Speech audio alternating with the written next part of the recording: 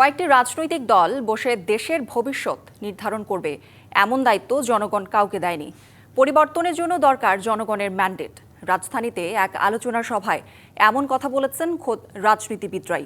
তাদের অভিযোগ, ঐক্যমত্যের আলোচনার বাইরে গিয়ে নতুন নতুন বিভিন্ন প্রস্তাবনায় মধ্য দিয়ে জাতির মধ্যে বিভেদ তৈরি হচ্ছে। রাজধানীর BIISS অডিটোরিয়ামে সংস্কার ও নির্বাচন প্রেক্ষিত জাতীয় ঐক্য শীর্ষক আলোচনা সভা। এতে অংশ নেন বিভিন্ন রাজনৈতিক দল ও সুশীল সমাজের প্রতিনিধিরা। এ সময় বক্তারা অভিযোগ করেন, দেশের বর্তমান কাঠামোতে সুষ্ঠু নির্বাচন সম্ভব নয়। সুষ্ঠু ভোটের জন্য প্রশাসন সহ সব জায়গা থেকে ফ্যাসিবাদের দোসরদের অপসারণের দরকার বলেও মত দেন তারা। পাশাপাশি অন্তর্বর্তী সরকার গঠনের 14 মাস পর পিআর সহ বেশ কিছু দাবিতে রাজপথে নামার বিষয়টি জাতির মধ্যে বিভাজন তৈরি করছে বলেও অভিযোগ তাদের।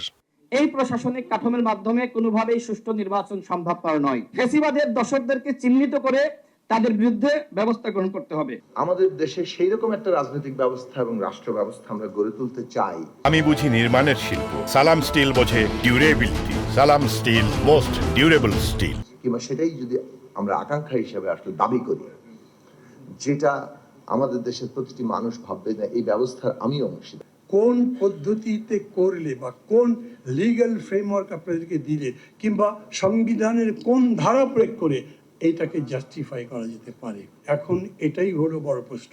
পিআর বড় নয়। বিএনপি স্থায়ী কমিটির সদস্য আমির খুসরো মাহমুদ চৌধুরী বলেন, ঐকমত্যের বাইরে গিয়ে নানা প্রস্তাবনার মধ্যে দিয়ে বিভেদ তৈরি করা হচ্ছে। Let us be honest about it.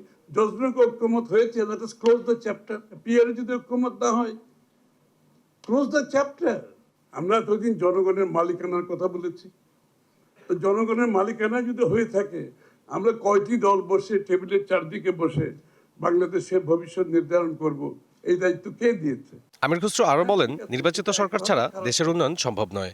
আজকে 14 মাসে বাংলাদেশ আবারও প্রতিনিধিত্বহীন একটি দেশ হিসেবে পরিচালিত। সাব্বির রোজ, ডিবিসি নিউজ, ঢাকা।